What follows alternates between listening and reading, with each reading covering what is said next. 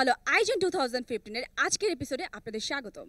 আমাদের এবারের এপিসোডে সহযোগী হিসেবে যারা আছেন তারা হলেন গণপ্রজাতন্ত্রী বাংলাদেশ সরকারের শিক্ষা মন্ত্রণালয়, আলপেনলিবে, মাইক্রোসফট, অপেরা মিনি, এখানি.com, First Security Islami bank, Mutual Trust bank, উড়ি ব্যাংক, রেডিও ফুর্তি এবং চ্যানেল আই। অনেক লম্বা পথ পেরিয়ে আমাদের প্রতিযোগীরা হাজির হয়েছে আজকের এই পর্বে। 9টি টিম নিয়ে আমরা শুরু করেছিলাম আমাদের রিয়েলিটি শো। গত পর্বে বাদ পড়ে গেছে 2টি টিম, কিন্তু তাদেরও ফিরে আসার সুযোগ আছে একটি ওয়াইল্ড কার্ড এন্ট্রির মাধ্যমে ডিরেক্ট গ্র্যান্ড ফিনালেতে, এবং সেই সুযোগ করে দিতে পারেন আপনারা, মানে আপনারা দর্শকরা। আপনারা আপনাদের পছন্দের স্কুলকে ভোট করে ফিরিয়ে আনতে পারেন তাদের আবার এই প্রতিযোগিতায়। ভোট করতে আপনার ফোনের মেসেজ অপশনে গিয়ে টাইপ করুন আপনার প্রিয় স্কুলটির নাম এবং পাঠিয়ে দিন 9933 এই নাম্বারে আপনার গ্রামীণ ফোন সিম থেকে যত খুশি ততবার। আমাদের আজকের বিষয় হাইড্রোপনিক্স। হাইড্রোপনিক্স বিষয়টা কি আমরা কি সেটা জানি? এটি এমন একটি প্রযুক্তি যার সাহায্যে আমরা বিভিন্ন কৃষি উপকরণ তৈরি করতে পারি। সেটা কিভাবে? চলো আমরা জেনে নেই আমাদের বিশিষ্ট কৃষি ব্যক্তিত্ব জনাব শাইখ সিরাজের কাছ থেকে। হ্যালো আইজেন, তোমরা কেমন আছো? আজকে তোমাদেরকে আমি নতুন একটা বিষয়ের সাথে পরিচয় করাবো এবং একটা টাস্ক দেবো। আর যে বিষয়টির সাথে আমাদের দেশে মানুষ খুব একটা পরিচিত না, তোমরা তো একেবারেই না, সেটা হচ্ছে হাইড্রোফনিক এগ্রিকালচার। অদ্ভুত একটা নাম শোনা যায় না? এগ্রিকালচার আবার তার সাথে হাইড্রোফনিক। হাইড্রোফনিক মানে পানিবিদ্যা, পানি বিজ্ঞান, এই সমস্ত জিনিস। তার মানে পানির উপরে যেই চাষ সেটাকেই বলা হয় হাইড্রোফনিক এগ্রিকালচার। কত মজার না বিষয়টা, পানির উপর আবার চাষ হয়। আমাদের দেশেই হয়, পৃথিবীর অনেক জায়গায় হয়, আমাদের দেশে হয়। আমাদের দেশের দক্ষিণাঞ্চলের জেলাগুলো আছে, এই যে বরিশাল, তারপর বানারীপাড়া, এই সমস্ত এলাকাগুলোতে, বিশারকান্দি, মরিচবনিয়া, ওমরের পাড়, এদিকে ফরিদপুরের তোমার এই বেলটাতে যেখানে পানি আছে সব সময় পানি থাকে। যখন পানি থাকে না তখনও কোমর পানি থাকে। তো সেই জায়গায় মানুষ বহু বছর আগ থেকে, সৃষ্টির সেই প্রথম দিক থেকেই তারা ভাসমান চাষ করে, কচুরিপানা জমিয়ে মাদা করে তার উপরে নানান ধরনের লাউ, কুমড়া, সব ধরনের চাষ করে। এটাই কি বলে হাইড্রোফনিক এগ্রিকালচার। এটা বহু আগ থেকে প্রাকৃতিকভাবে হয়ে আসছে, কিন্তু এখন সারা পৃথিবীতে ঘরের ভেতরে, গ্রিন হাউসের ভেতরে হাইড্রোফনিক এগ্রিকালচার করছে। বিশাল বিশাল ট্রের উপরে পানি দিয়ে তার উপরে লতানোভাবে চলে যাচ্ছে একদম উপর পর্যন্ত তোমার টমেটোর গাছ, শিমের গাছ, নানান কিছু। ওই পানির শক্তি থেকে পানির ভেতরে সব খাদ্য উপকরণ দিয়ে দেয়, সব গাছের জন্য যা যা নিউট্রিয়েন্ট দরকার পানির সাথে মিশিয়ে দিয়ে দেয়। গাছ সেটা নেয়, নিয়ে ওখান থেকে ফল ফলায়। এটাকেই বলে আসলে হাইড্রোফনিক এগ্রিকালচার। আরেকটা বড় কথা শুনে, এই কয়েকদিন আগেই globally important hydroponic agriculture system FAO, সেখানে বাংলাদেশের হাইড্রোফনিক এগ্রিকালচার সন্নিবেশিত হয়েছে। হেরিটেজ হিসেবে বাংলাদেশে এটা সেখানে স্থান পেয়েছে। কত বিশাল একটা ব্যাপার। সে কারণে আমি তোমাদেরকে এই কাজটি দেব। হাইড্রোফনিক এগ্রিকালচারের উপরে তোমরা একটা প্রজেক্ট তৈরি করবে, এবং সন্ধ্যের সময় আমার সাথে একজন বিচারকও আছেন, তিনি তোমাদেরকে দেখিয়ে দেবেন কী করে কাজটি করতে হবে। এবং সন্ধ্যের সময় আমি এবং তিনি সহ তোমাদের কাছে আসবো, এসে দেখবো তোমাদের কাজটি কেমন হয়েছে।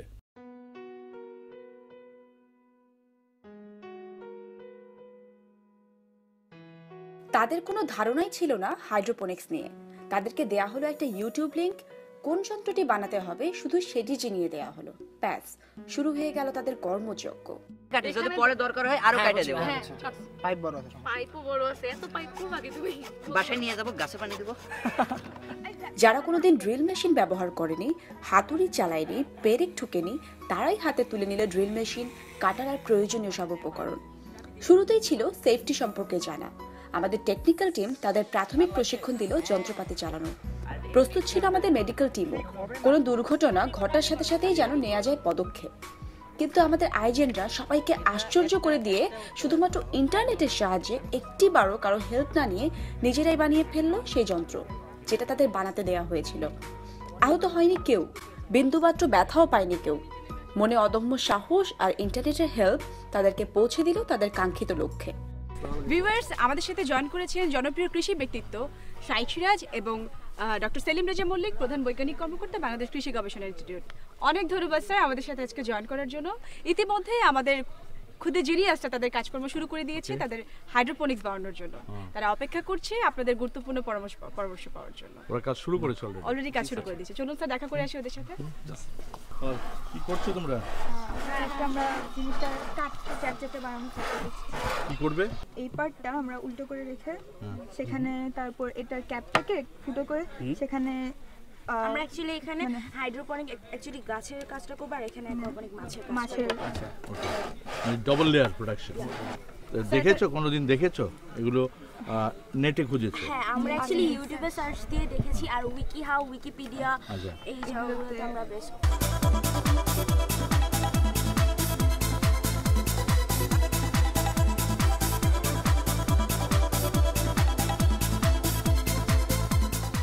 তোমরা যদি আমাদের দেখতে চাও গ্র্যান্ড ফিনালেতে, তবে তোমাদের মুঠোফোন থেকে SBK লিখে পাঠিয়ে দাও 9933 নম্বরে। গ্রামীণ ফোন থেকে যত খুশি তত। তোমরা কোন এলাকা থেকে এসছো? হবিগঞ্জ থেকে। শুনলাম প্রায় কত 8 লক্ষ পার্টিসিপেন্ট থেকে 8,70,000 থেকে 35। আজকে তারা টপ 7 তোমরা জিনিয়াস, হাই জেন্টিস, ভয়াবহ ব্যাপার। কৃষিকে ভালোবাসো? মোটামুটি কেন? ওইটার উপরে স্যার মানে আছে, আমরা ডিপেন্ড করে আছি। আচ্ছা, লাভ করে স্যার অবশ্যই। পেটে যদি খাবার না থাকে ওইটাই তাহলে আর কোনো কিছু চলছে না।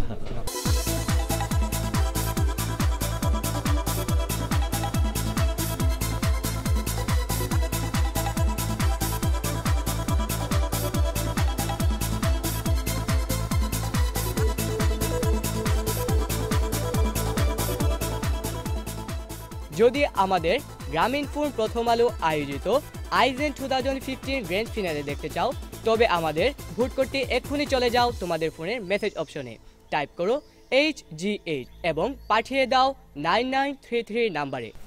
সিরাজগঞ্জে কৃষির সবচাইতে ব্যাপকভাবে একটা বিষয় চাষ, এবং একটা বিশাল একটা প্রাকৃতিক ভান্ডার আছে, বিল। বলো বিলটার নাম কি? চলন বিল। 500টা ডিস্ট্রিক্ট মিলিয়ে একটা বিল, তাই না? মাছের একটা বিশাল ভান্ডার, এটা ধারণা আছে তো না? তো ওই মাছ তো পানিতে হয়, ওইটা তো একুয়া কালচার। একুয়া যেটা প্রাকৃতিকভাবে, আর তোমরা করবা কালচার কৃত্রিমভাবে।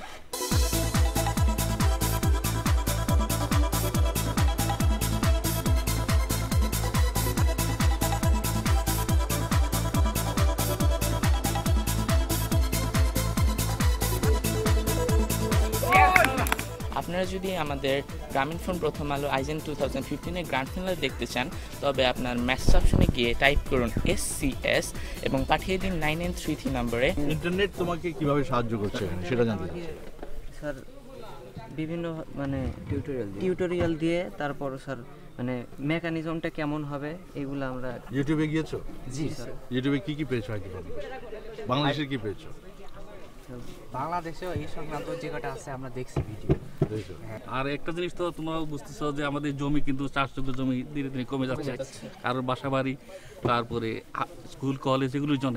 কাজে আমাদেরকে এই সীমিত সম্পদের মধ্যে কিভাবে অতিরিক্ত ফসল করা যায়, তার জন্য আমাদেরকে ভার্টিক্যাল হাইড্রোপনিক্স, যেটা বললাম ভার্টিক্যাল প্রোডাকশন, তাতে যাওয়া লাগবে। তারপরে হাইড্রোপনিক্সও কিন্তু একটা উদ্যোগ, যেটা চাষযোগ্য জমির প্রয়োজন পড়বে না, ছাদে অবহেলিত জমিতে অনায়াসে এটা করা যাবে।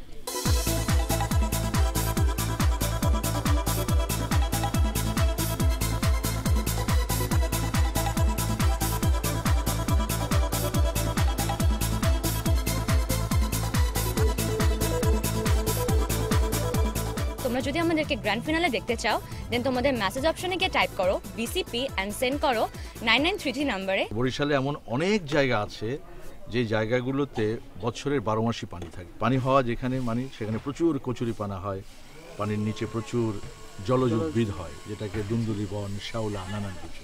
তো ওরা এই কচুরিপানাকে জমিয়ে জমিয়ে লেয়ার তৈরি করে, এবং লেয়ার লম্বা লম্বা লেয়ার তৈরি করে। হ্যাঁ, ওটাই হচ্ছে ভাসমান জমি।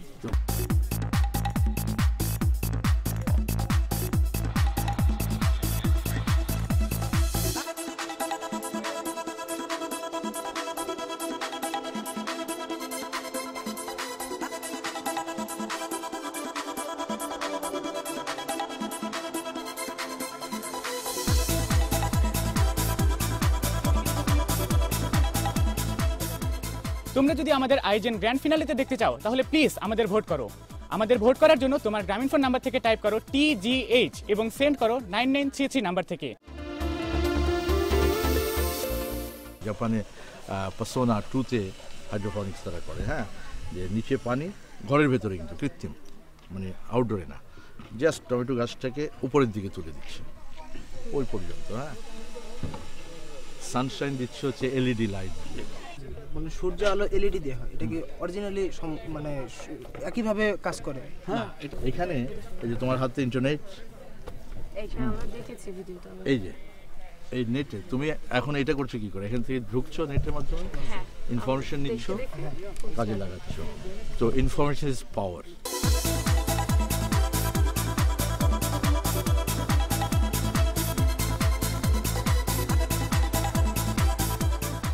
তোমরা যদি আমাদেরকে গ্রামীণফোন প্রথম আলো আইজেন 2015 গ্র্যান্ড ফিনালেতে দেখতে চাও তাহলে আমাদের জন্য ভোট করো। ভোট করার জন্য তোমাদের মেসেজ অপশনে গিয়ে BAR টাইপ করে পাঠিয়ে দাও 9933 নম্বরে। আচ্ছা, কি করতেছো কি তোমরা এটা? আমরা হলো এইটার উপর আমরা গাছ, ছোট একটা হাইড্রোপনিক সিস্টেম থাকবে, হাইড্রোপনিক সিস্টেম। আচ্ছা, আর নিচে ফিশারি, ফিশারি। হাইড্রোপনিক্স মানে বুঝো কি? একটা এগ্রিকালচারাল সিস্টেম যেখানে সয়েলের বদলে ওয়াটার ইউজ করা হয়। আচ্ছা, ওয়াটার ইউজ করা, কাল্টিভেশন। গুড।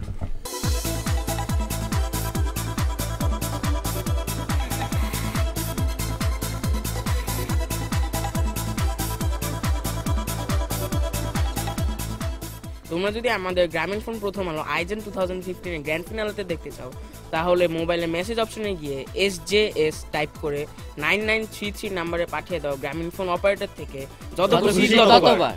লাস্ট এপিসোডে এলিমিনেট হয়ে যাওয়া বরিশাল জেলা স্কুল এবং খুলনা জেলা স্কুলকে ভোট করতে পারেন। আপনাদের ভোটেই আপনার প্রিয় স্কুলটি ফিরে আসতে পারে আবার। আমাদের প্রত্যেকে একটা নিজস্ব রোল প্লে করছি, যে রোলের কারণে আজকে আমরা এইখানে দাঁড়িয়েছি, আমরা আমাদের অঞ্চলে প্রতিনিধিত্ব করতে পারছি। তোমরা যদি আমাদের গ্র্যান্ড ফিনালতে দেখতে চাও তবে মেসেজ অপশনে গিয়ে টাইপ করো BZS এবং পাঠিয়ে দাও 9933 নম্বরে। We go for glory, we go with pride and we go in honor. তোমরা যদি আমাদেরকে গ্র্যান্ড ফিনালেতে দেখতে চাও তাহলে তোমাদের মোবাইল ফোনের মেসেজ অপশনে গিয়ে টাইপ করো KZS এবং পাঠিয়ে দাও 9933 নম্বরে। আজকের দিনে এক ফাঁকে সেফ ইন্টারনেট নিয়ে হয়ে গেল একটা সেশন। খায়রুল বাশিরের উপস্থাপনায় দেশের সেফ ইন্টারনেটের দূত এবং সেলিব্রিটিদের সাথে তারা অংশ নিল সেখানে। তাদের কথা আর মতামত ব্যক্ত করলো বাকি সবার সাথে। আইজেন এমন একটি প্রজন্ম যারা সারা বাংলাদেশ থেকে উঠে এসেছে, যারা ইন্টারনেটের সাথে ঘনিষ্ঠ এবং যারা ভবিষ্যতের ইন্টারনেটের দিক নির্দেশনাগুলো দিতে যাচ্ছে। আমরা সারা দেশ থেকে এরকম অসংখ্য প্রতিভাবান ছেলে মেয়েকে উঠিয়ে নিয়ে এসেছি, যারা কিনা আজকে এই মঞ্চে আলোকিত হয়ে আমাদের দুপাশে বসে আছে। দেখুন, আমাদের দুপাশে আইজিনিয়াসরা বসে আছে। কেন ওদেরকে আমরা আইজিনিয়াস বলছি? কারণ সাইবার স্পেসে ওদের উপস্থিতিটা আমাদের জন্য অত্যন্ত গুরুত্বপূর্ণ।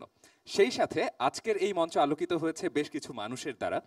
আপনারা খেয়াল করলেই দেখবেন আমার হাতের বাঁ পাশে বেশ কয়েকজন নতুন মুখ বসে আছেন, যারা এই মঞ্চের জন্য নতুন মুখ, কিন্তু আমাদের সামনে লেখা রয়েছে সেফ ইন্টারনেট। সেফ ইন্টারনেটের অ্যাম্বাসেডর হিসেবে তারা কিন্তু মোটেও নতুন মুখ নয়। দেবাশিস রয় গ্রামীণফোনের CR দেখছেন, রেনুমা CR নিয়ে কাজ করছেন গ্রামীণফোনে, রাজীব ভাই আছেন যিনি কিনা সেফের একজন অ্যাম্বাসেডর, ঠিক তার পাশে মিথিলা আমাদের সেফ ইন্টারনেট নিয়ে কাজ করছেন, নাভিদ মাহবুব উনিও সেফ ইন্টারনেট নিয়ে কাজ করছেন। আমার হাতের ডান পাশে আমাদের আইজিনিয়াসদের সাথে বসে আছেন আবিদ, সায়েম, মুশফিক, স্বর্ণব, প্রত্যেকেই গ্রামীণফোনের সেফের দূত হিসেবে আজকে আইজেনের মঞ্চে তারা এসেছেন। এবং আমরা যখন বলি সবার জন্য ইন্টারনেট, আসলে এই দুইটির মেলবন্ধন কিন্তু এত সহজেই সম্ভব হতো না যদি না আজকে আমরা সবার কাছে ইন্টারনেট সেফ ইন্টারনেটটা পৌঁছে দিতে পারতাম।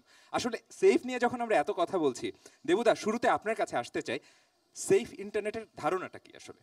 সেফ ইন্টারনেট মানেটা হচ্ছে আসলে আমাদের যে তরুণ প্রজন্ম, বিশেষ করে যারা আর্লি ইন্টারনেট অ্যাডপ্টার, তারা এখন ইন্টারনেট ছাড়া চিন্তাই করতে পারছে না। কারণ প্রতিনিয়ত ইন্টারনেট আমাদের বিভিন্নভাবে আমাদের জীবনের সাথে জড়িয়ে আছে, আমাদের জীবনকে প্রতিনিয়ত উন্নত করছে, আমাদের হেল্প করছে বিভিন্নভাবে। যেমন স্টুডেন্টরা তাদের পড়াশোনা, তাদের অ্যাসাইনমেন্ট, তাদের গ্রুপ ওয়ার্ক এবং নতুন নতুন তথ্য জানা ইন্টারনেট থেকে।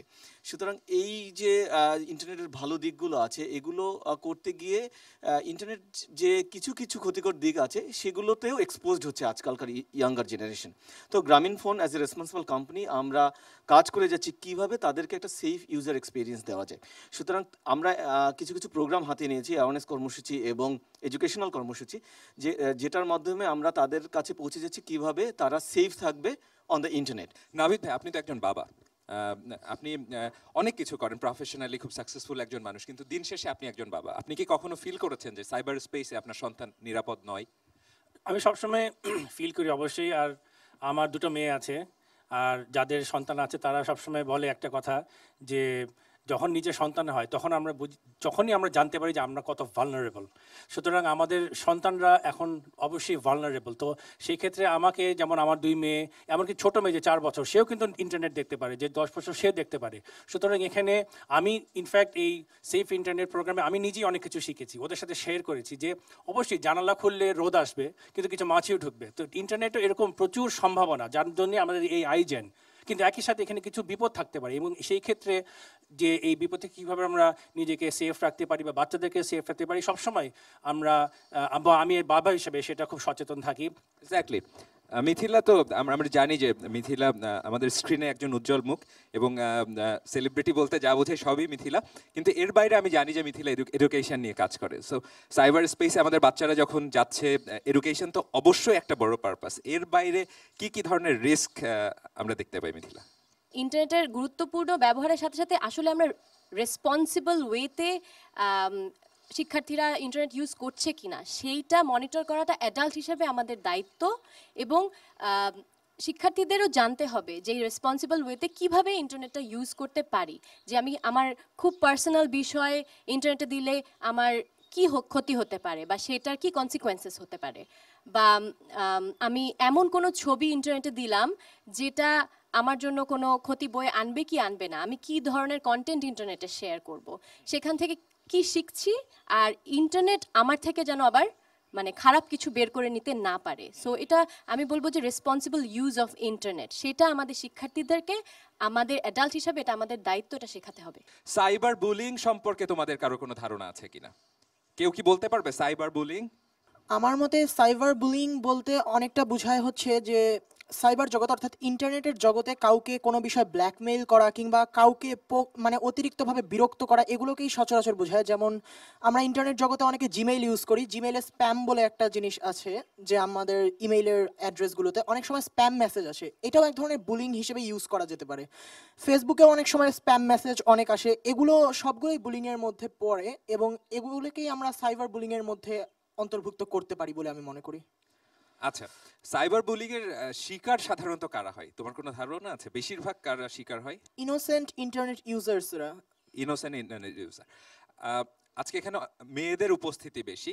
তোমরা কি কেউ কখনো সাইবার বুলিং এর শিকার হয়েছে? ফেসবুকে তো তোমাদের নিশ্চয়ই উপস্থিতি আছে, তোমার হয়েছে? একটু মাইক্রোফোনটার কাছে দাও, তোমার নামটা বলো। আমার নাম মায়েশা। মায়েশা, মায়েশা কি ধরনের সাইবার বুলিং এর শিকার হয়েছে? অ্যাকচুয়ালি আমরা সবাই তো ফেসবুক ইউজার। হ্যাঁ। তো আমি কালকে আমাদের যে এই আইজেনের একটা রাউন্ড শেষ হওয়ার পর আমি এফবিতে আমাদের তখন মানে রাউন্ডটা শেষ, তো ভাইয়ারা বলেন যে তোমরা যার যার রুমে চলে যাও। রুমে যাওয়ার পর আমি এফবিতে লগ ইন করি, ঢোকার পর দেখি আমার একটা পরিচিত ভাই আমরা মেসেজ দিয়েছে, একটা স্ক্রিনশট পাঠিয়েছে। সো ভাইয়া আমার বললেন যে মানে মেসেজে দিয়েছে যে একটা ফেক আইডি তোমারই প্রোফাইল পিকচার দিয়ে খোলা। মানে আমি আমার এফবি আইডিতে যে প্রোফাইল পিকচার দিয়ে ওপেন করেছি সেই পিকচার দিয়ে একটা আইডি ওপেন করেছে, অ্যান্ড আমি ওটা দেখলাম যে ওই দিনই মানে ওই দিন না মানে 38 ঘন্টা আগে সেই আইডিটা ওপেন করা হয়েছে।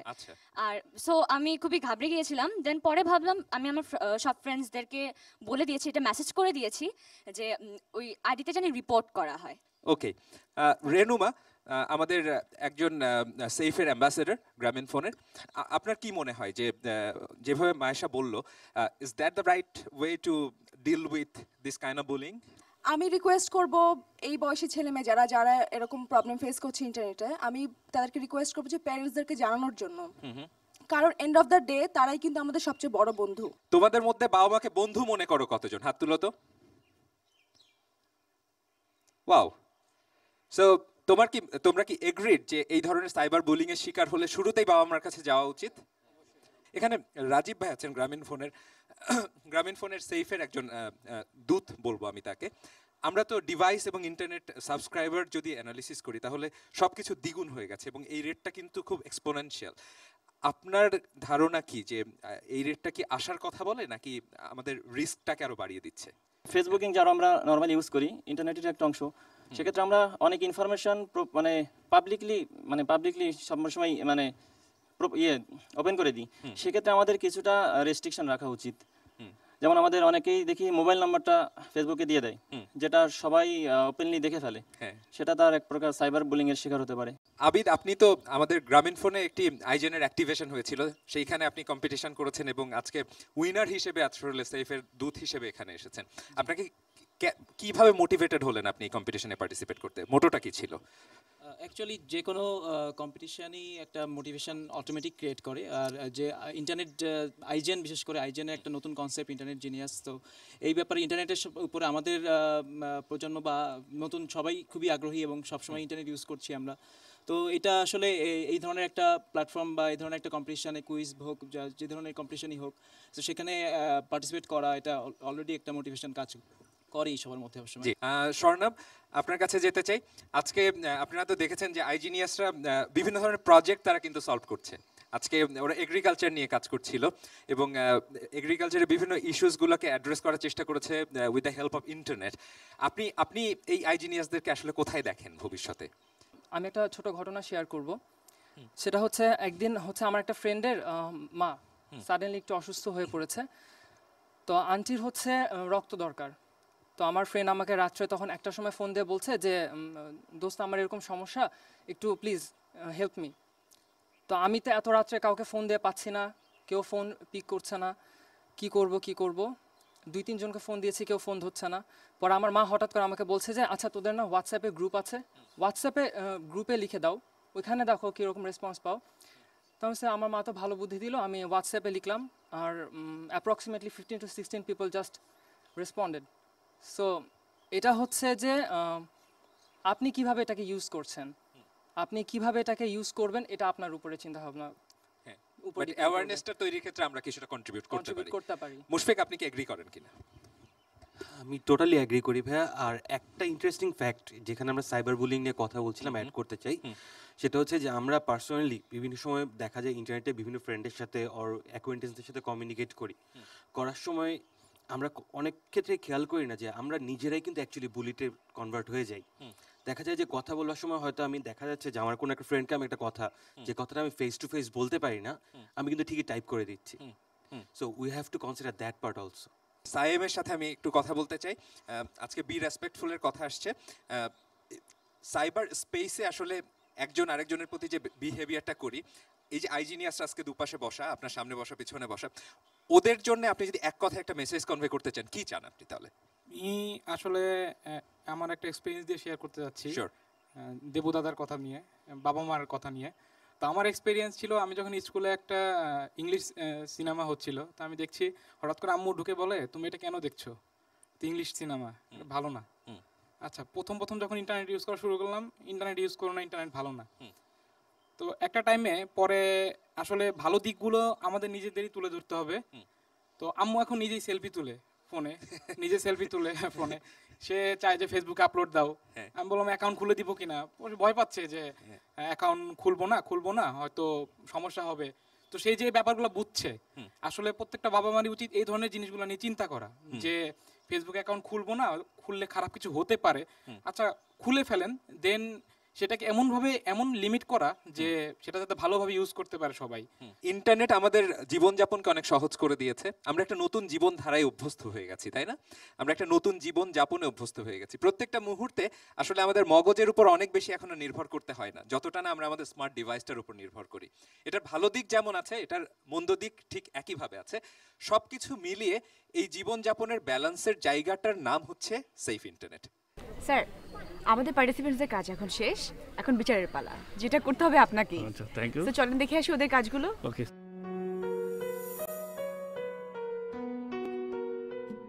এখানে অ্যাকচুয়ালি আমাদের নিচে মাছ রয়েছে কিছু পানির মধ্যে, আর এখানে উপরে আমাদের কিছু শাক। এখানে মেইনলি মাছের যে পানি, সেখানের মধ্যে অ্যামোনিয়া থাকে, সেটা গাছের মূলে যে ব্যাকটেরিয়া থাকে তাকে ব্যাকটেরিয়া সেটাকে অ্যাকচুয়ালি ভেঙে গাছের জন্য যেটা প্রয়োজন, যে নাইট্রেট, সেটা উৎপন্ন করে।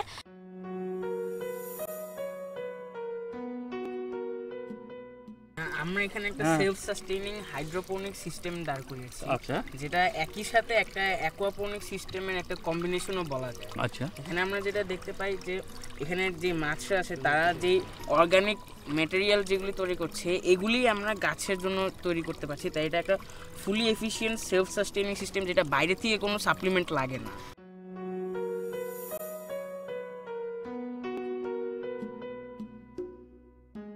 উপরে আমরা কি করতেছি স্যার, আমরা স্যার হাইড্রোপনিক্সের যে মেইন জিনিসটা স্যার বলা হয় যে পানির মধ্যে যে চাষাবাদ সেটা করতেছি স্যার। আচ্ছা। আমরা কি হচ্ছে ওইখানে নিচে একটা মোটর ইউজ করছি স্যার, যেটা স্যার ওইখান দিয়ে পানি নিয়ে এখানে ঢালতেছে। আচ্ছা। ওইখানে পানিগুলো স্যার চুয়ে পড়তেছে ওইখানে স্যার। আমরা এখানে স্যার পাথরের মানে পাথরের পানি ইউজ করতেছি sir.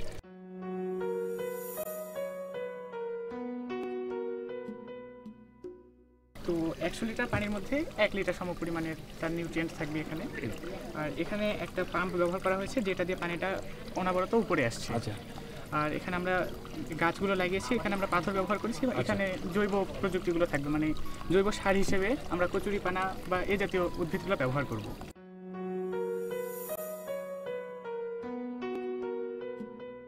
So first of all আমাদের এখানে আমরা লাল শাক কালটিভেশন করেছি, যেটা হাইড্রোপনিক্সের মাধ্যমে উইদাউট সয়েল। আচ্ছা।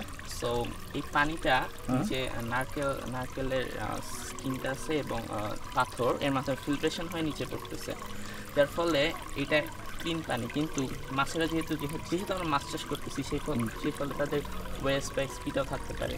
সো এখান থেকে এই আমাদের এটা মানে এটা নিয়ে জাস্ট এখানে আসতেছে। সো এখানে আমরা একটা ফিল্টার দিয়েছি যা জাস্ট এটা ফিল্টার করে জাস্ট এখানে আবার আসতেছে। সো এই একই পানি জাস্ট রিসাইকেল করে মানে আমরা একই সাথে সবজি কালটিভেশন করতেছি। আচ্ছা, আচ্ছা।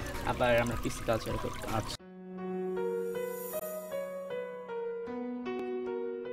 যে এটা যেহেতু হাইড্রোপনিক একটা ক্ষেত্র, এইখানে সেজন্য গাছ সকল পুষ্টি উপাদান পানি থেকে সংগ্রহ করে, শুধুমাত্র কার্বন এবং কিছু পরিমাণ অক্সিজেন ব্যতীত। তাই এখানে আমাদেরকে নিয়মিত সার প্রডিউস করতে হবে। পাশাপাশি আমরা এইখানে যে পানিটা ব্যবহৃত হচ্ছে এটা আবার ফিল্টার হয়ে নিচে এই মাছদের জন্য ব্যবহৃত হচ্ছে।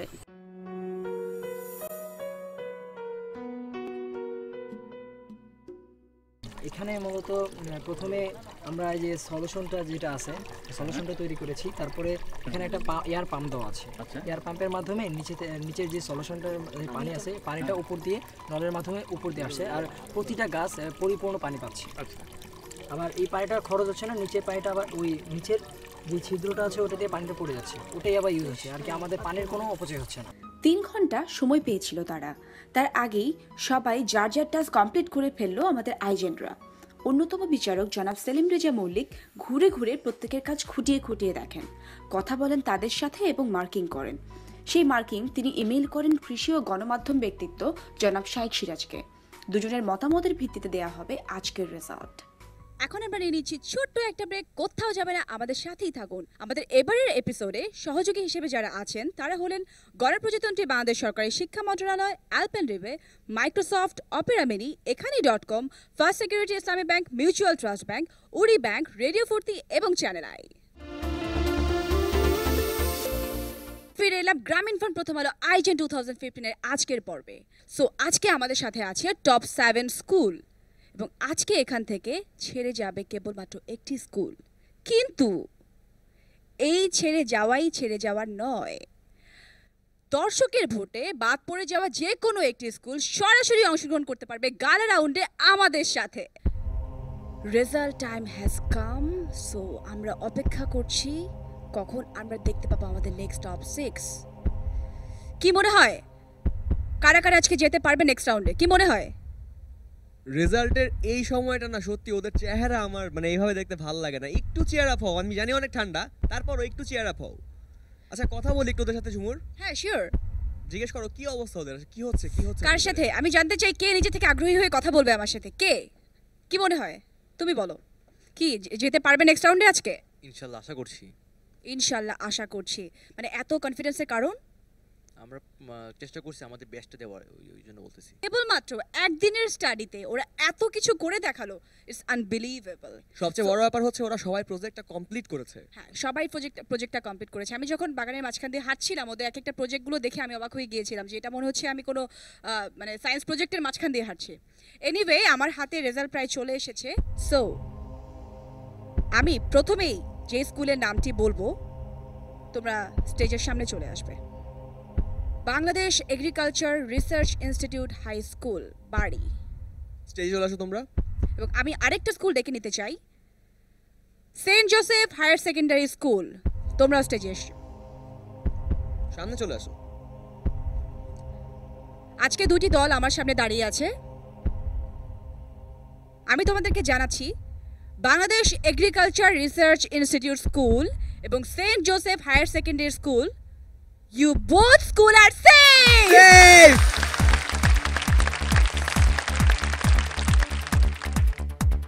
এরপর স্কুলটি ডাকার জন্য আমি বলছি, অর্ণব তুমি বলে দাও নেক্সট স্কুল কারা আছে।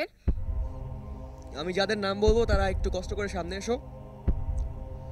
Bogura cantonment public school and college, Thakurgaon government boys high school.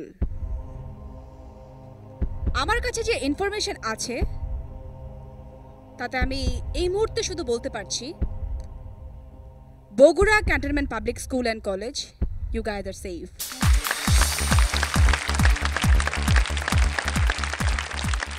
Thakurgaon government boys high school, তোমরা এখনো সেফ অর আনসেফ সেটা এখনো আমাদের হাতে এসে পৌঁছায়নি। সো তোমাদেরকে এটার জন্য আরো কিছুক্ষণ ওয়েট করতে হবে। Next I would like to call silver bells girls high school, Chittagong.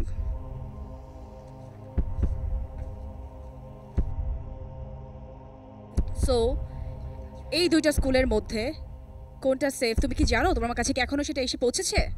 একটা মজার জিনিস কি জানো, বেসিক্যালি এগ্রিকালচার ব্যাপারটাতে হচ্ছে আমাদের ছেলেরা অনেক বেশি ইন্টারেস্টেড, এক্সাইটেড, সব কিছু ওদের মধ্যে কিন্তু বেশি দেখা যায়, যদিও তবুও কিন্তু আজকে মেয়েরা সেফ।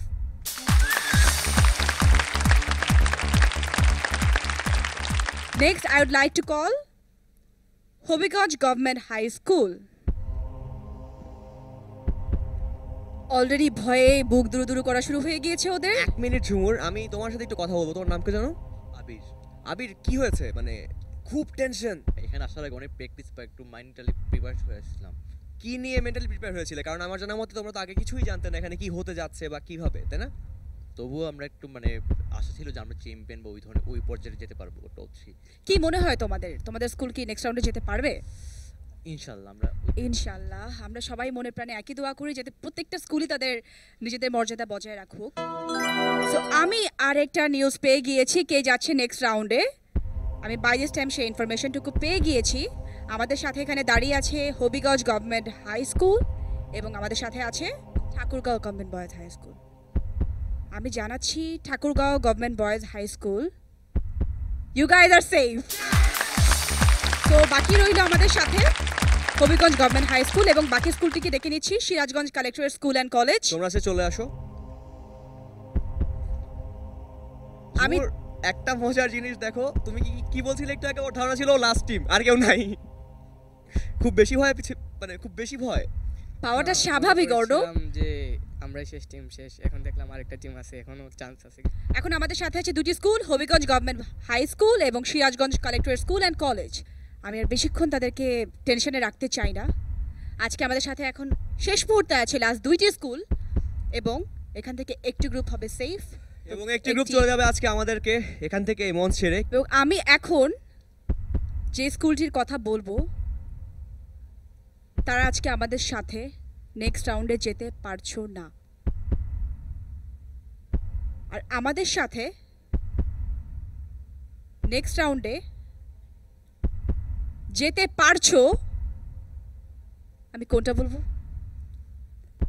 এই কঠিন কাজটা প্লিজ তুমি করে ফেলো অর্ণব।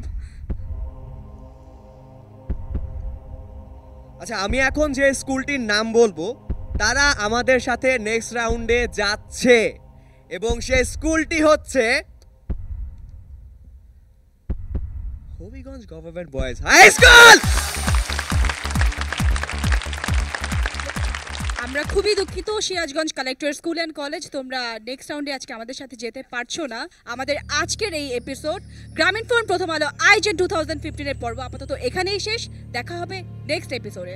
আর যাওয়ার আগে বলে যেতে চাই, আমাদের সাথে সহযোগী হিসেবে যারা আছেন তারা হলেন গণপ্রজাতন্ত্রী বাংলাদেশ সরকারের শিক্ষা মন্ত্রণালয়, আলপেনলিবে, মাইক্রোসফট, অপেরা মিনি, এখানে.com, First Security Islami bank, Mutual Trust bank, উড়ি ব্যাংক, রেডিও ফুর্তি এবং চ্যানেল আই।